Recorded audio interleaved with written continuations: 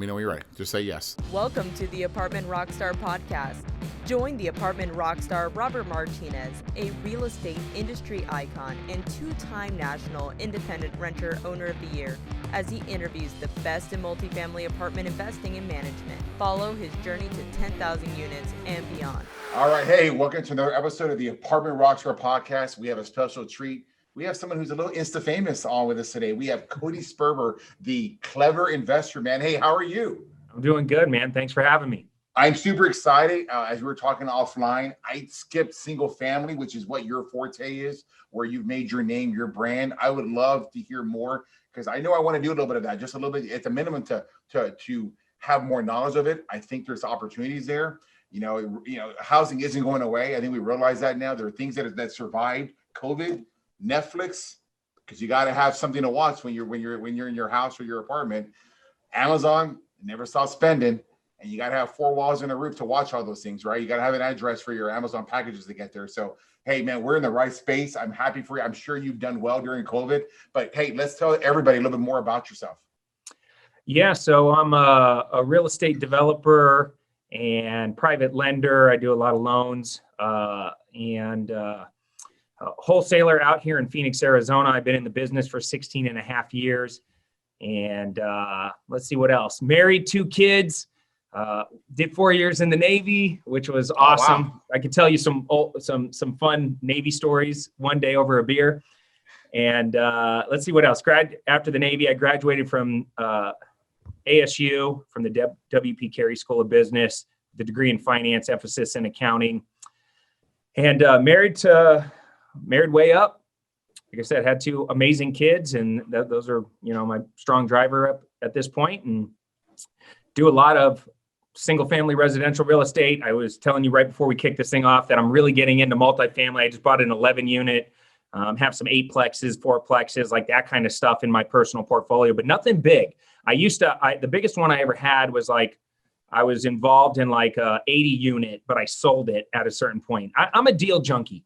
The more you get to know me, I started off with nothing, $30,000 in credit card debt. A friend of mine flipped a house, wholesaled a house, and made a bunch of money. And I remember going to lunch with him thinking, this is insanity. Like, this has to be a scam, or this can't be real. Like, how do you flip a house with no money in the deal? Like, I thought real estate was for rich people. And but he did it, and he penciled it out on a napkin. And that's how I got into the real estate business. I wanted to be a 9th grade history teacher. So yeah. I didn't have this is accidental. I'm an accidental millionaire, I guess, because I wasn't trying to get into real estate. I always liked the idea of real estate. But like I said, I thought that's what you do later in life when you have a bunch of money. Or if you get a real estate license or something like that, you could do it as a job. But when I realized that there's this whole world of creative real estate investing, and I had no money, but I had a lot of drive and ambition, that's why I landed in single family, because from a wholesaling perspective, it's a lot easier to wholesale single family houses and get the volume up. And I was really lucky because I'm here in Arizona, and it's kind of an epicenter. It's an investor hub, here, Texas, Florida. There's certain investor hubs around the country where there's lots of investing activity. And so I just got really lucky. I was here, and 2002, things were starting to ramp up. And so I rode the wave up, I rode the crash down, and I created, eventually, once everything started going through the foreclosure, the auctions and everything, I was down at the auctions buying 3-4 houses a day. That's how, when people introduce me a lot of times, they're like, Cody Sperber, the clever investor, did 2,000 deals or over 2,000 deals. And it's like, yeah, I only did that because I was here in Arizona and the whole world melted down and houses were going through the auction for $40K. Yeah. And I was buying 3 of them a day, every day for 2 or 3 years. So I was at the right place at the right time. I stuck with it. I got my skill level up just through mentorship and deal making. And now I run what's called a for-purpose business. And I hope people write that down. And I think it's really important because this is an awesome career that you can make a lot of money. I'm the first Sperber in my family. I'm the first out of a lot of things. I'm the first to ever go to college and graduate. I'm the first to become a millionaire. I was a millionaire by 28, multimillionaire by age 30. And after the money, once I was able to cut checks and solve problems in my life and pay my debts and I was living a good life, and I started buying nice stuff, and I got through that phase of like Lambos and Rolls Royces and mansions and all that. I kind of came out the other end of it, and I was, I really wanted to do something more powerful. And I met a really good friend of mine who runs a group called Thrive, and his whole philosophy is make money matter. And so I kind of stepped back, and I was like, you know what? I want to do a for-purpose business where a portion of all of my proceeds goes towards animal conservation, which is, I'm really passionate about two things: animal conservation and, mentoring young kids. And so I kind of looked at it and I said, how can I have a portion of my proceeds go to animal conservation? And so me and my two best friends created a development company called Green Elephant Development. And I got 16 rehabs going right now. And every time we close out a rehab, the owner gets a book of the rehab journey. So we document the whole journey, and they get a book, and they're able to see the elephant that we sponsored and shows their house before and after. And the reason we called it Green Elephant Development is because we use green building materials when we redevelop these older properties, but then we also give money to conservation efforts. And so they can be a part of that experience, and they feel good. They get a doormat, they get a door knocker that's an elephant, and then they get pictures of the elephant that they supported in their purchase. So it's a full circle business, kind of like the Tom Shoes model. Mm-hmm. And it feels great to make a lot of money now. It's like there's a purpose behind it. And so that's kind of a little bit of my background. People know me because of social, and that's just because I'm a super aggressive marketer. And so we could talk real estate, we could talk marketing, we could talk all the screw ups I've done in 16 years. The one thing I probably can't do nearly as well as you is talk apartments. So maybe that's what we're on together. Yeah. I believe that people meet for a reason. I don't believe in coincidence. I hear so many similarities in your story to my story. You've done so much. You give me a lot of data to go off of and talk about. But I like to really get to know a person by going back to the beginning. I want to understand a little bit more about Cody. Like, who was your mom and who was your dad? Like, what did they do in life? Because it helps me understand where you came from. Yeah. So my dad, who is absolutely my hero. Like, my dad is by far my best friend in life. Yeah, I love it. Greatest dad ever. Fun, energetic. Unfortunately for him, his dad passed away when he was 13 years old. So my dad was winging it his whole life. Got kicked out, barely graduated high school, got kicked out of college, actually for protesting. And he got in a fight. My dad is a little bit of a fighter. He not a fighter in the sense of he's tough. He's a fighter in the sense of he always bucks the system. And he was actually marching for civil rights and got in a fight on campus and ended up getting kicked out of college over it. And he never went back. And so he was what I would consider an entrepreneur.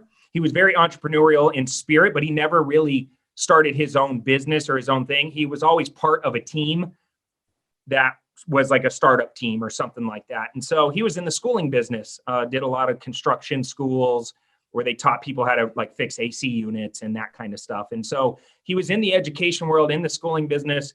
Unfortunately for him, he got fired a lot because he always wanted to be the big kahuna, but he was never the big kahuna. He just supported the big kahuna. And it's very, I kind of have that same quality though. I was never a great team member in the beginning.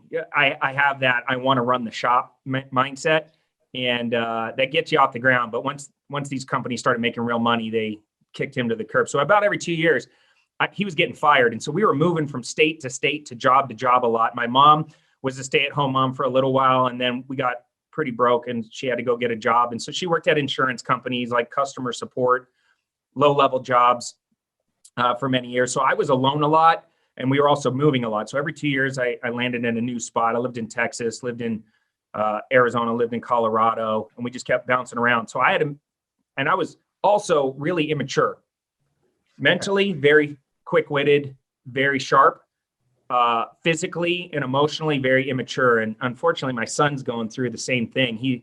They call it gifted, right? But back in the day, I was a pain in the ass. I was the hyper kid that was always getting in trouble. And that was because, I never felt like I fit in. I had a big mouth but very immature. So I I was quick to make fun of people or quick to make a joke or something. And I was like kind of class clownish. And it got me in trouble a lot. So I got picked on and bullied, and it was tough. Like I hope my kids' childhood's a lot easier than mine was, because I was always trying to make friends. And then right when I made friends, we would move. And I always felt really a lot of anxiety growing up. And then high school sucked for me. A lot of people love their high school years. I freaking hated high school. I hung out with the stoner kids. I rebelled. I was smoking a lot of weed at the time. I had no ambition. I loved to play video games. I didn't know what I wanted to do. Whenever I wanted money, I was a hustler. So I would sell candy at school to make a little extra money to buy a scooter, because my parents didn't have money to buy the scooter. So I had a little bit of that in me, but honestly, I was hanging around the wrong kids my whole childhood. And it wasn't until right before I graduated high school that everything kind of culminated. I was around some kids that did some pretty rough things. One kid ended up going to prison for his whole life for killing another kid. And then my other two friends went to juvenile hall for selling drugs and shooting people with paintball guns and doing dumb stuff. And I escaped all of that environment by going to the Navy, because I was going to go to college, but I didn't want to go to college. It wasn't in my heart. I actually enrolled in community college for half a day. I made it till lunchtime, and then I ran away, and I never looked back, because I had so much anxiety for being there. I was 5'9" at the time. I was a really little guy. I was overweight, believe it or not. And I was unhealthy, and I was just doing drugs and hanging out and no ambition. And so the Navy saved my life. I can't even describe. That was a pivotal moment in my life. So what else you want to know? I mean, that was it. I'm the guy that nobody would have said that guy's going to make it. You've given so much, and that's why I asked you that question. I love what you've accomplished, but all that has to come from somewhere. You just share with everybody your origin story on how you got started and what it is. And because, I think real estate is just like that red pill, blue pill moment, like on the Matrix, right? Like it's there, but mom and dad didn't teach that to you. You had to learn that, right? And it can be taught to anybody from all walks of life. You had a lot of issues. You had a very colorful childhood, and yet look at how successful you are today. Look at how you found real estate. So let's focus on that. How did you walk into real estate? How did you discover it? Because again, you're in the Navy, and by the way, thank you for your service. I really appreciate that. It's amazing, and I love hearing stories of veterans and how they've become multimillionaires. And again, the number one way to become a millionaire in this country, I think, is through real estate. I think you can do it, and I think people who own single family houses, or they get involved in storage lots or multifamily investments, whatever the avenue, it can be done because of the valuation that we can create. A lot of people call it smoke and mirrors, but it's not. It's called the supply and demand. Do you want this product? Somebody does, and they're willing to pay for it. So I think that's amazing. I really, really impressed with your childhood and how you become who you are today. But let's focus now on that middle section. How did you find real estate? Like, how old were you? What were you doing before? And who introduced it to you? Three pivotal moments where real estate seed was planted. First, because my parents were working a lot, I was alone a lot. And I used to walk, believe it or not, I used to walk myself to school about 2 miles. They don't do that anymore with kids, right? Then nobody trusts anybody. In the snow, right? Back in the day, my dad was like, here's a bike, good luck. Yeah. And so I used to walk to, 4th, 5th, 6th, 7th, and 8th grade. I would ride my bike or walk to school. And it was about 1.5 miles, 2 miles away. And every single day when I would walk to school, I would walk down this busy street, and there was one building on the entire street that was the largest building in town. And every Christmas, they lit it up with all these amazing lights and stuff. And on the side of the building was a guy's name. And it said, Michael Polak Investments. And I remember walking by there every day, staring at it, thinking to myself, I was so far away from success or wealth, or I was not exposed to any of that. So when I saw a guy's name on a building, I'd be like, how does that happen? That's what I want. I want my name on a building someday. So one day I stopped in there and I was talking to them. Michael Polak's one of the largest commercial real estate developers and owners in Arizona. He owns like a ton of the corners. And so I stopped in there. I said, what do you guys do? And he said, they told me Michael's a big commercial real estate investor. And I thought to myself, wow, that's amazing. Maybe that's what I should do someday if you want to be rich and have your name on a building like real estate. So then anyway, don't think about it. Fast forward, I'm in the Navy. I'm floating around in the Persian Gulf. This is 1999-ish. And my dad sent me a book. That book was Rich Dad, Poor Dad. I love it. I read that book, and that was the second real estate seed. That was the first time in my life I heard about assets versus liabilities. How old were you at that time when you got that book? Huh? Cody? How old were you when you got that book? 19.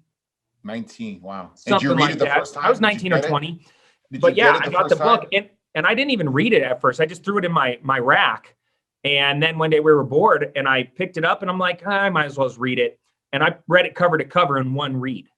And I couldn't put it down. It was eye-opening. And I remember thinking to myself, why has nobody told me about this stuff? And I flashed back to Michael in that time I stopped in his office talking to his secretary. Oh, that's what he does. He owns assets. Like, I get it now. Like, the light bulb started to go on. But I still had a few years left in the Navy, so I didn't do anything with that. Fast forward now, I'm in college, don't know what I want to do. I was originally going to be a teacher. That wasn't panning out because teachers don't make enough money, and I was a little bit more ambitious by now. In the Navy, I stepped my game up. I got physically fit. I grew like 6 inches. I had ambition all of a sudden. I wanted more out of life. I was a great team member. I loved systems and structure. And I loved that. I knew I didn't want to do it with the Navy for my whole career, but I wanted to take that and go and do something in business and do something with my life. And that's when I had that lunch with my friend named Jeremy. He flipped a house, made $80,000, pulled up in a new Mercedes. I'm like, how'd you do it? Boom, real estate. So all three of those things were like little seeds. By the time Jeremy was telling me that, though, I left that meeting with the napkin that he penciled out wholesaling on. And I was like, I got to look into this. And you got to go back pre-YouTube. None of this existed, right? Nope. Like now, access to information, like you got everything you need listening to podcasts like this. I mean, there's so much valuable information out there. Back then, I had to go hunt for it. So I had to get on a plane and fly to a guru that was holding an event in a city and go to a workshop or do a boot camp or go to a seminar. And I put myself into $30,000 in credit card debt. Yeah. Trying to learn this business, thinking that I could take what they were telling me and just immediately go try it. But the problem with a lot of information that's out there, especially even today, even worse today, is that it's like drinking from a fire hose. It's like information overload. Yes, can you go to YouTube University and learn? Absolutely. And if that's your learning style, more power to you. That's amazing. My learning style is more hands-on. I'm visual and hands-on. I'm not necessarily an auditory learner. I'm not a good studier. Like I want to just get my hands dirty and get right in the mix. And so I would get home and I'd buy every course and book and tape and binder, and I'd lay it all out on a table. And I would take it literally, like page 1, do this, page 2, do that. And I thought it was like a system because that's how the military is. But the reality of a lot of the information that's out there is just information. And it's like Swiss cheese. It had giant pieces of missing information. And so I struggled for 9 months. I could not pull a freaking deal together. I tried everything. I talked to everybody. I went to every RIA meeting. I knocked foreclosure doors. I went to other wholesalers in town and tried to co-wholesale their inventory. But I was always like an hour late. I was always a little too slow. And I think it was because I had so many questions that my anxiety was there. I was a little hesitant and scared to pull the trigger on things. And I just didn't have that internal toughness yet. And at the time, my parents actually sat me down, bless their heart, and tried to protect me. And they said, Cody, it's now been 2 months. You've been, at the time I was like $10,000 or $15,000 in debt. And they're like, this is real. You shouldn't be doing real estate. You need to stay focused on school. Like this is a mistake. And this is coming from my hero telling me that it's a mistake, that I shouldn't be doing it. And then, I got all my friends and family kind of making fun of me behind my back. Like, who does he think he is? What does he think? He's going to become rich? Like, no, but none of us are rich. And I'm talking big game, right? I'm talking, hey, I'm I'm going to become a real estate millionaire and I'm going to buy a nice house. I'm going to drive the nicest cars. And I'm going to have all this money. And they're like, yeah, yeah, yeah. And so at first I had all this youthful enthusiasm, but by month 6, that little voice in my head was like loud. By month 8, it was really freaking loud. And all my self-limiting beliefs, everything was boiling up. And I was just like, maybe they're right. Maybe this isn't for me. Maybe I need to finish school first, save some money. And I was trying to do active real estate. I was trying to do wholesaling. And wholesaling, if for anybody who doesn't know what that is essentially no money down real estate, where you put out marketing and you find a motivated seller that's looking to sell their house quickly for cash. And you meet with them, you negotiate with them, and you try to lock up their property below market value. So if it's worth 100, you try to get it under contract for 70, right? And so you're trying to negotiate a good deal. And the reason somebody would do that is because they want to get speed. They don't want to list with an agent. They don't want to pay commissions. They don't want to wait 3 months to get their money. They want to get their money by like next Friday. And so cash allows the speed. And so my promise of paying cash, even though I didn't have any, I was telling them, we're going to pay cash. We're going to close on Friday. And so they would allow me to put their house under contract. And in the United States, when you put their house under contract, you gain equitable interest in the property. And that equitable interest gave me the right, without a license, to shop that contract around town to landlords and rehabbers that had more money and little time. And when you have a lot of money, your time's very valuable. So if a guy like me serves up a good off-market deal on a silver platter, it saves them time, but they have the money. And so it's like, hey, I got this deal worth 100 or 120 or 150 or whatever. I got it under contract for 70. I'll sell it to you for 75 or 80. And they're like, hey, I'll pay you 5 or 10 grand for sourcing a deal for me. They're still buying it with lots of meat on the bone. And so that's wholesaling. And so that's what Jeremy did. He made 80 grand. I thought, okay, if he could do it, I could do it. Problem is I'm now 9 months in. I've gotten to a deal almost. I got to the finish line. But what you find in real estate is people sabotage their own deals. There's a lot of money involved. There's a lot of opinions involved. Everybody wants to do it their way. And I just wasn't good at influence yet. I wasn't good at controlling the scenario and telling people how to do business with me. Now, sitting at 1,000 kitchen tables, getting beat up from every angle, having hundreds of deals fall apart and then thousands of deals close. Now I'm a G, right? I roll around. I tell everybody, this is how you work with me. And everybody just gets in line because I know how to control the situation. I know what everybody wants. I'm just so much faster. But at that time, deals just kept falling apart. And one fell apart at the 11th hour and I just gave up. I was like, screw this business. This is not for me. And I threw in the towel. And that could have been the end of my story, dude. That was the end of my story. And I quit and I went and got a job as a bookkeeper, which was the only guy hiring that I could find a job. And I lied on my resume and he said, I need a bookkeeper. I was going to school for finance. So he thought, well, this guy must know something. He's taking accounting classes. And he said, do you know how to do books? I said, oh, I know how to do books. And he said, oh, I'll pay you 34 grand a year. I said, great, I'll take the job. And I went to the bookstore and I got Bookkeeping for Dummies. I read it that night. I taught myself bookkeeping overnight. I did not sleep a wink. And I showed up the next day with a bright smile on my face, the book in my backpack, and I started my bookkeeping career. And that could have been my story. And I know a lot of people out there might be listening to this. And I only told this because I know that frustration trying to get this business pulled together. I know that pain where your back's against the wall and you're running out of money and you're running out of hope and everybody's telling you it's not right and you can't do it this way and it's not for you. And then you got your own self-limiting beliefs. Sperber, you look like you're 15 years old. Nobody's going to take you seriously. You drive a piece of crap truck. Who do you think you are? You don't have any money. All these voices, I'm telling you, you are 3 feet from gold. And if a guy that smoked weed and sold drugs out of the Burger King drive-through window as a side hustle, that had no ambition and didn't know what he wanted to do with his life, can turn his life around and become successful in this business. If I can do it, a C&D student, you absolutely can do it. And there's zero excuses that you have except for the BS story you're making up. So 3 months into being a bookkeeper, I was miserable. I was miserable. And it was the typical thing you see people complaining about. Sitting in traffic, sitting in a cubicle, jerk of a boss. Right? Making 34 grand a year. Yeah. At the end of every month, how much money do you think I had left over? Not much. Zero. Yeah. Zero, right? Typical story.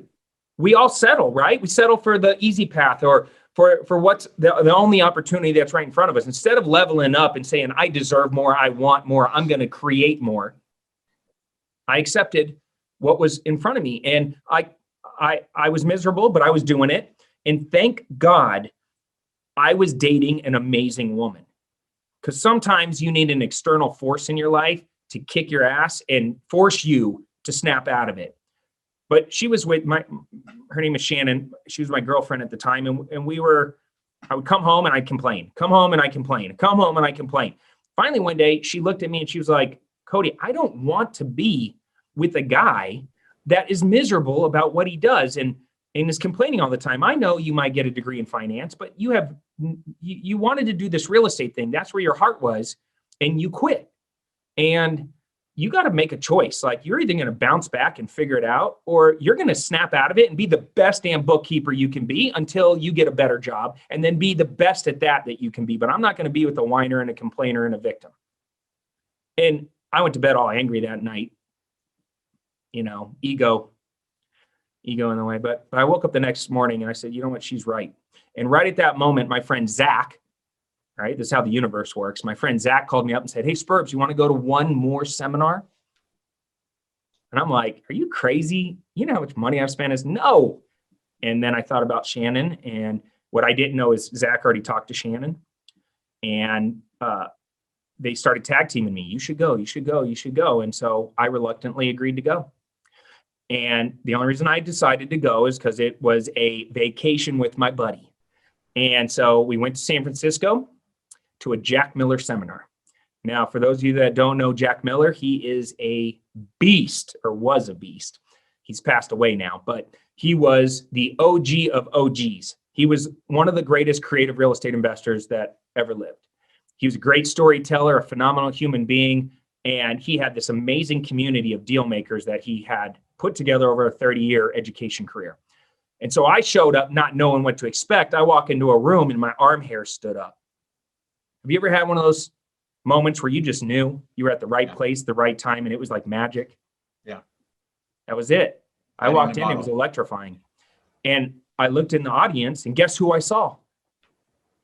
The same people that sold me all the books and tapes and courses studying what Jack was saying. The gurus were in the class trying to rip off Jack's style and his thoughts and his creative angles. And I was blown away by how much talent was in the room. And it wasn't a pitch fest. He wasn't trying to sell you anything. He was just teaching. And so at the lunch break, I went to the bar and I was sitting there and talking with some old guy. Gray hair, crazy gray hair, a ruffled polo shirt tucked into some Adidas sweatpants with old man Velcro shoes on. And I was sitting there talking to this guy. And within a minute, I knew, like, oh my God, this guy's like a serious player. Been in real estate for 40 plus years, did tens of millions of dollars in his self-directed Roth, owned massive portfolio of real estate nationwide, huge deal maker mentality, sliced and diced. He called it transactional engineering. He was just a beast when it came to negotiation, influence, everything. And I was like, who are you? You're like freaking Yoda to me.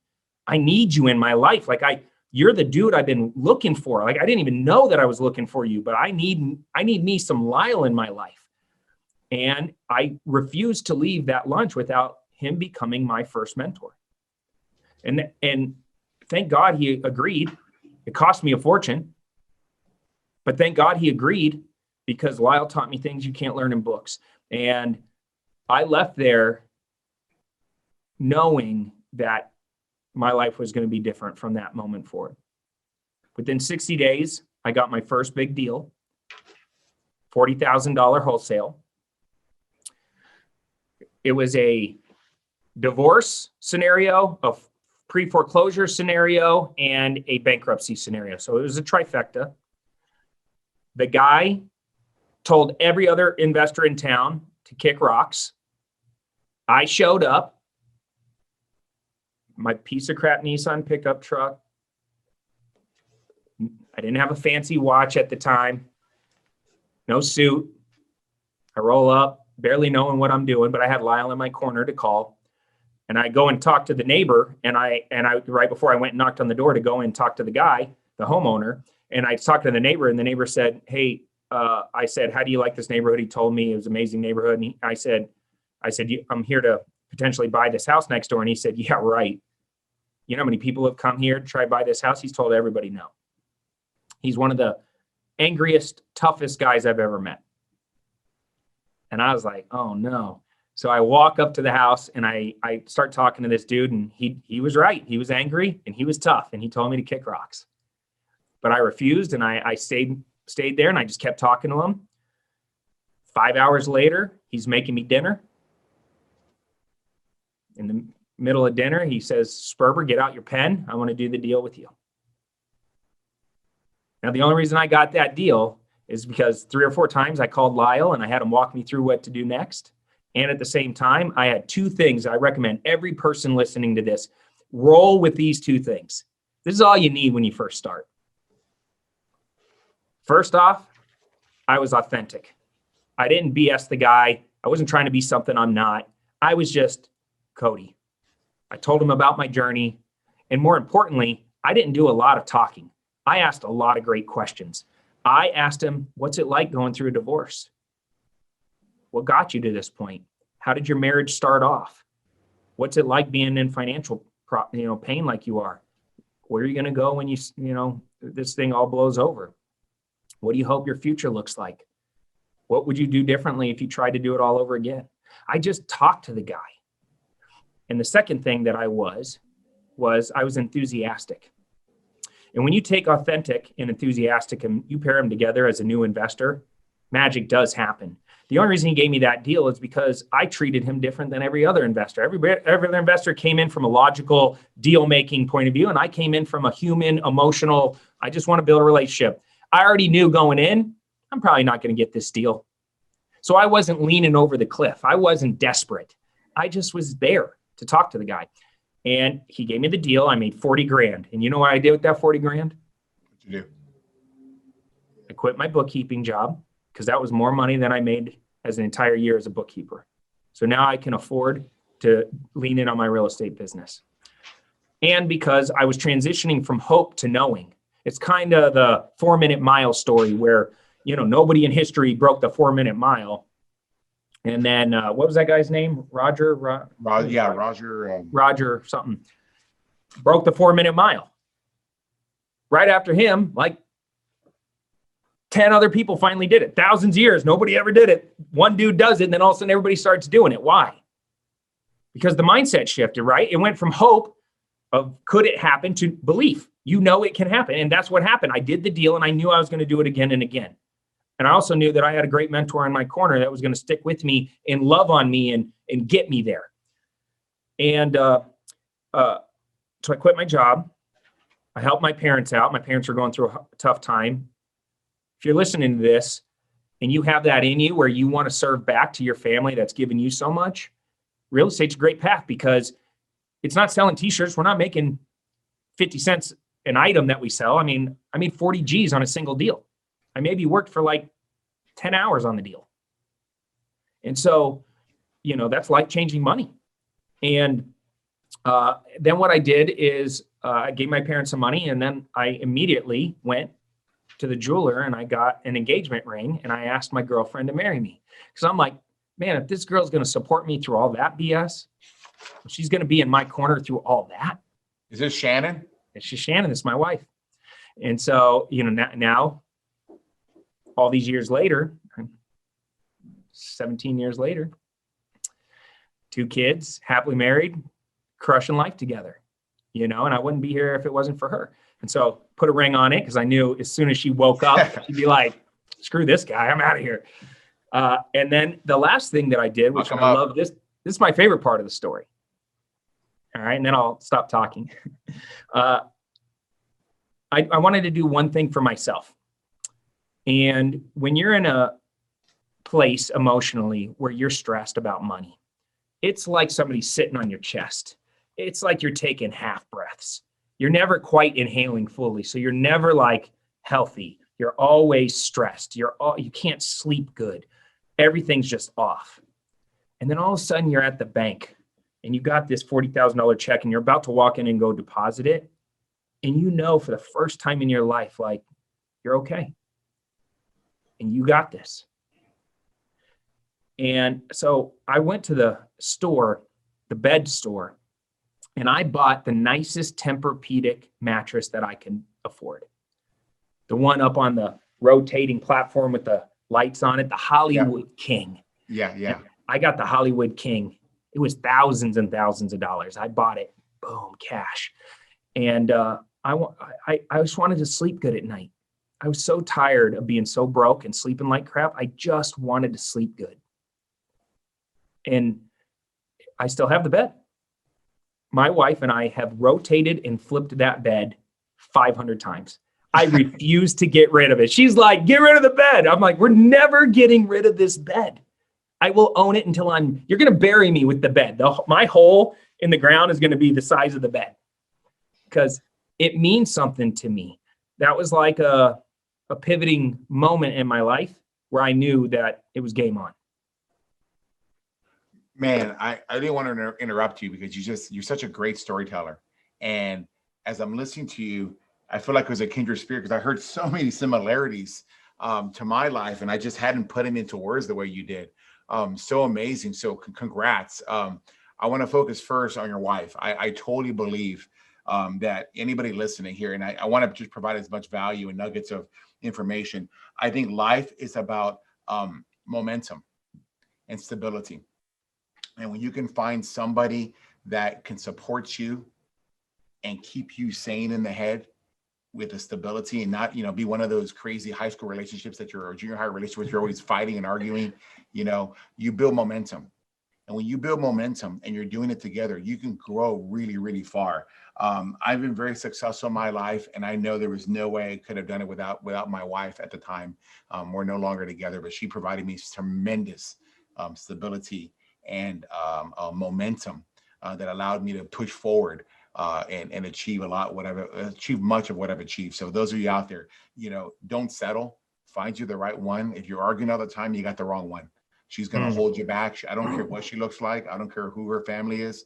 If she doesn't, if you're arguing all the time and doing things all the time, it hurts you mentally, and you keep looking backward and you're not looking forward. So, you said a lot of things. I just want to focus on that one because that's the one that hit me the hardest, closest to my heart. You want me to tell you a ritual that I do to make sure that I am not the jerk entrepreneur that nobody wants to be with? I would love to hear it. And this took me a while to learn because my first few years of being married, I was just super selfish. And thank God I had an upfront conversation with Shannon and just said, look, it's probably not going to be the easiest relationship. In fact, I know that I'm probably going to be like the lamest husband for a little while as I'm trying to build this thing. But at a certain point, I finally realized there's no such thing as balance. I tried to balance in the beginning, and that failed miserably. I didn't want to balance, and so I leaned more on my businesses, and I just was a crappy husband. And then for the first year, a crappy father. It wasn't until I kind of hit a wall and I said, you know what? It's not about balance. It's about presence. And for me, getting present with whatever's right in front of me became a success habit that I really worked on. My mentors worked on me with it. And so when I go home, I used to just come barreling right in from the garage, park my car, go right in. My wife would say, how was your day? And I'd spew out everything, right? All the problems, all the challenges, all the people, all the things. And it was like a fire hose of semi-negativity a lot of time. And I was never present. I kept my phone by me. I was tweeting, I was texting, I was this, I was that. Never given her the attention that she deserves.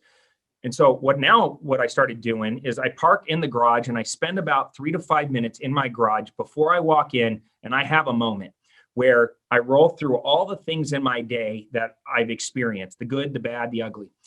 And when I get out of that car, I park that shit in the garage with my car. Mm. And now when I roll in, I roll my shoulders back. I put a big freaking smile on my face, and it's all about family. I put my phone away. And if you need to get one of those little boxes like you saw in Shark Tank where it locks that shit down, do that. But get freaking present. What I found is a good woman, and probably on the flip side, a good man will give you the space, will give you the leeway, will be the greatest support cheerleader you've ever had in your corner if they feel heard and they feel like they're giving you permission to not be present.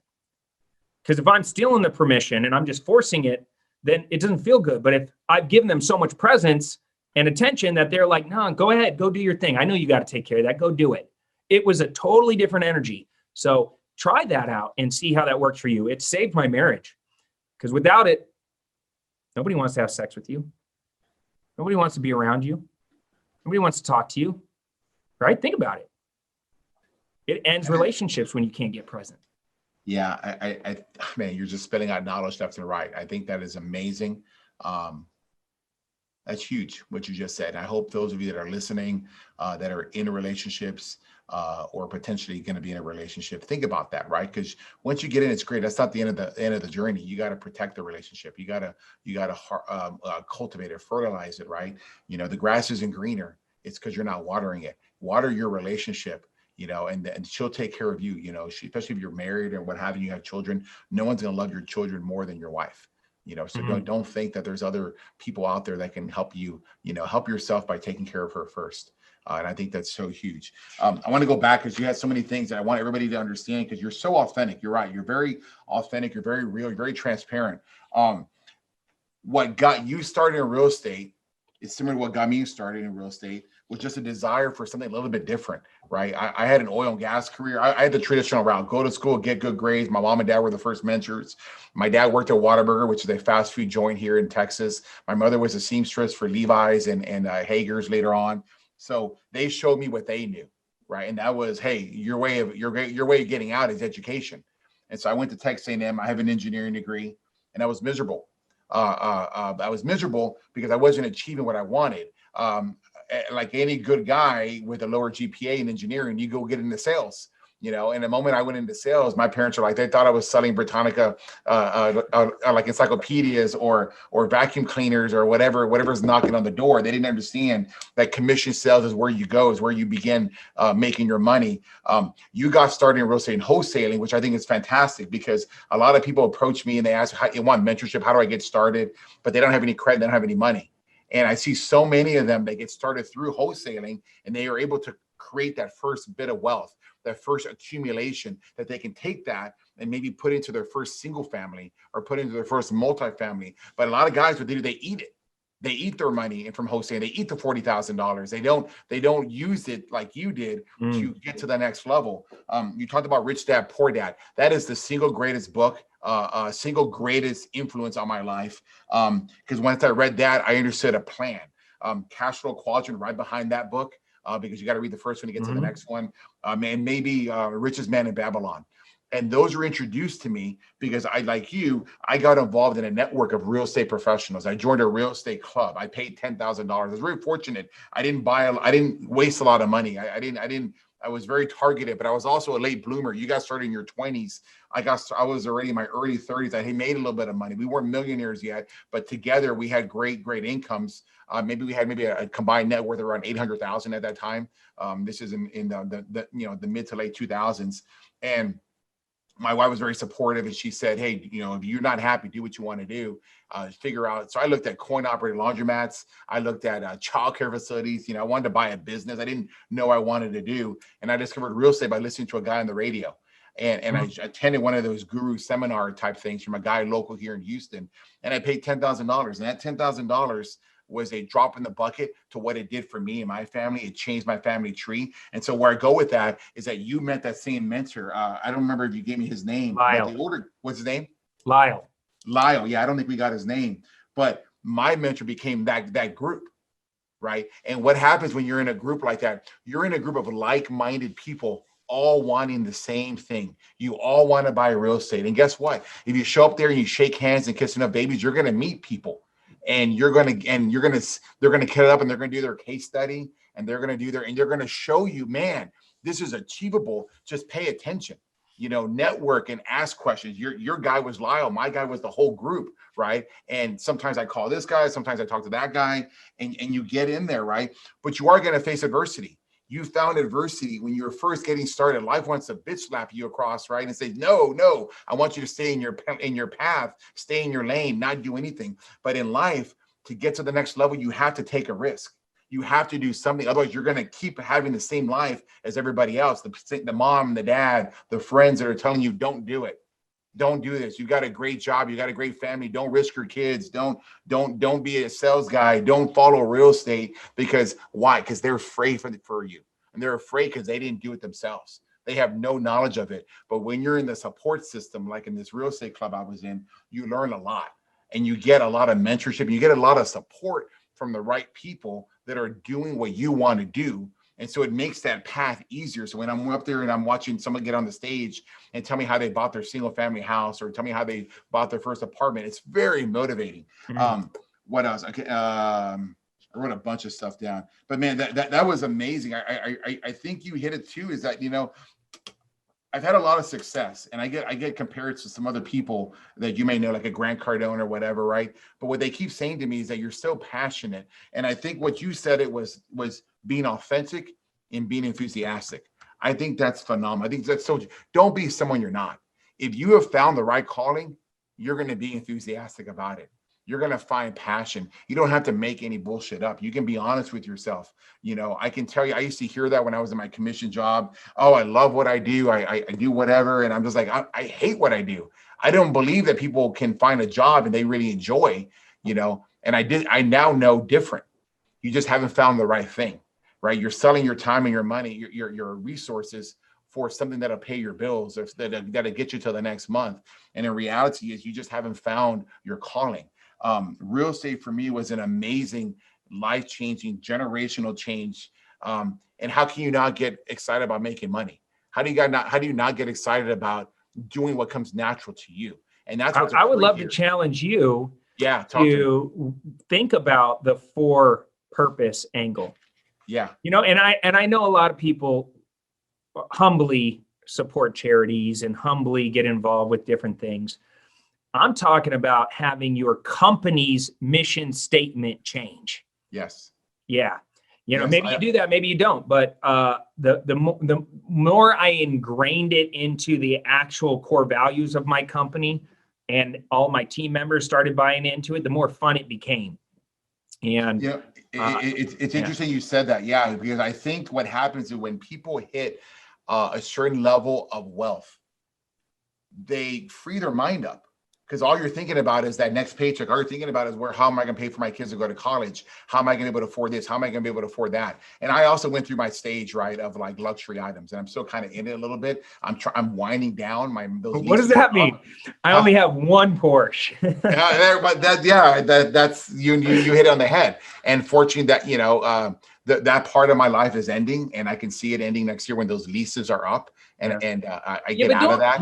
I do want to say this though. If you're a car guy and your whole childhood, you have that poster, that Lamborghini up in your wall, go get you a Lamborghini. If you can afford it, go get it. Just do it in the right way where your assets pay for that Lamborghini. If you could just figure that model out, then get as many Lambos as your little heart desires. Yeah, and for what he's referencing is it's in the Rich Dad Poor Dad, right? Where his wife asks him, hey, I heard you want to get this Ferrari or this Lambo. How are you going to pay for it? She's like, well, you need to go buy another apartment complex, which generates the cash flow for it. So I hear where you're going with that. I think for me, it was a little bit of, can I do it? Not that I never had the poster. I wasn't one of those guys. I just didn't dream like that. It was more of like, can I do it?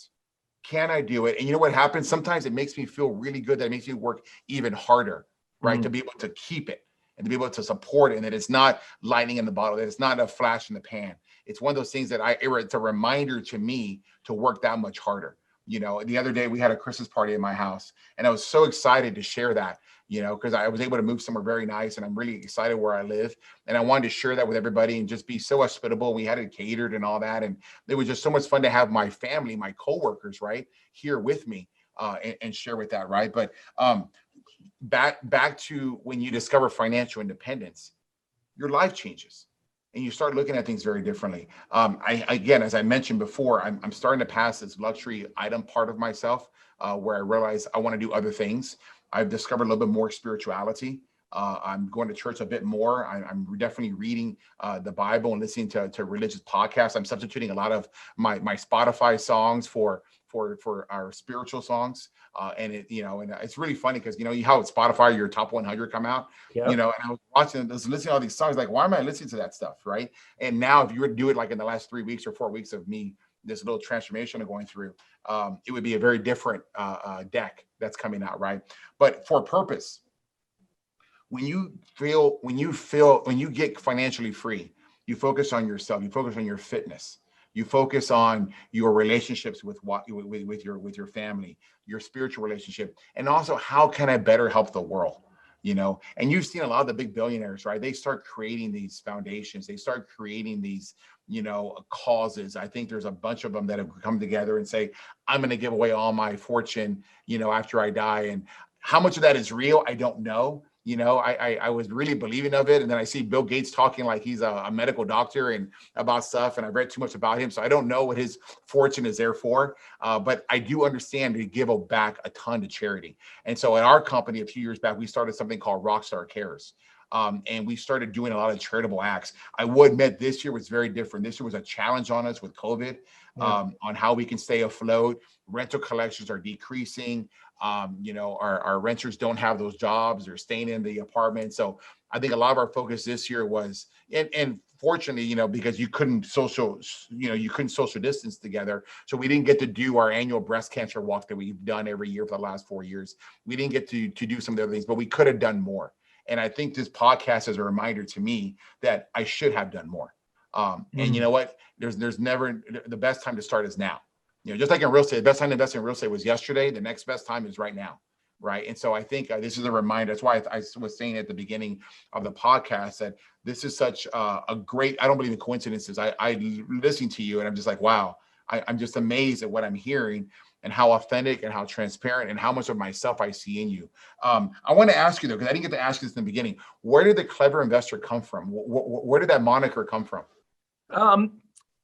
People in town started calling me clever, not like Clever Investor as a connection, but just like, dude, the way you structure deals, the way you think about things is very clever. And when I was sitting with my wife, my girlfriend at the time, I was trying to come up with a company name, and I had another company that I was using, another legal entity that I was using at the time, and I'm like, you know what? I want to start like a branding myself, right? And it was the first time I ever thought about like building a brand. And I was trying to come up with all these types of names, and a lot of things were taken. And I just got off the phone with somebody, and I had it on speaker, and I was in my girlfriend's kitchen, and they said, "Sperber, you're so clever. Great job," and hung up. And she yells from the other room, "Hey, you're the Clever Investor." And I went, "Clever Investor. Clever Investor. That's it. I'm the Clever Investor." And I went to register the domain name, and somebody had it. And I had never bought a domain name. Like, I'm not like a domainer at the time or anything. So I had to figure out how to reach out to this person. And I finally got a hold of him, and it was a guy, and he said, "Well, I was going to do something with it. I'll sell it for $5,000. And I'm like, "I'm not paying you $5,000 for a name. Are you crazy?" So I actually switched the C to a K. And my initial business was Clever Investor with a K. And then when I finally started making a lot of money and I wanted to really, really brand, I went and paid the guy $5,000 like 2-3 years later. So I had the same conversation. Man, I tell you, we're so similar. In my old life, I had 2 businesses. I had a business divorce with a guy that I met at the real estate club, and he and I went on to buy 10 apartment deals together. I was a CEO. I ran 2,000 units. Took us through the recession in 2007 to 2011. But something I would always say, I was like, "Man, you're such a rock star. You're such a rock star." When I was referring to the performance of somebody on the team. So when he and I went through this business divorce, I left, but I said, "You know what? I'm going to call my company Rockstar Capital." When I went looking for the domain name, right? I couldn't get rockstarcapital.com. Somebody owned it and they wanted a lot of money for it. So I came up with like a hyphen in between Rockstar and Capital on my company, which I still use right today as homage to where we got started.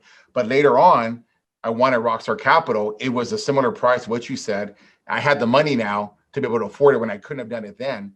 And just a little side note, to piss off my old business partner, we had the same thing. We couldn't get the original company name. We had to put a hyphen. So when I was leaving the company 3 years later, because he had screwed me over, tried to cut my neck during Christmas, I didn't realize that he was spying on my email when I left, even though he wouldn't do that to me.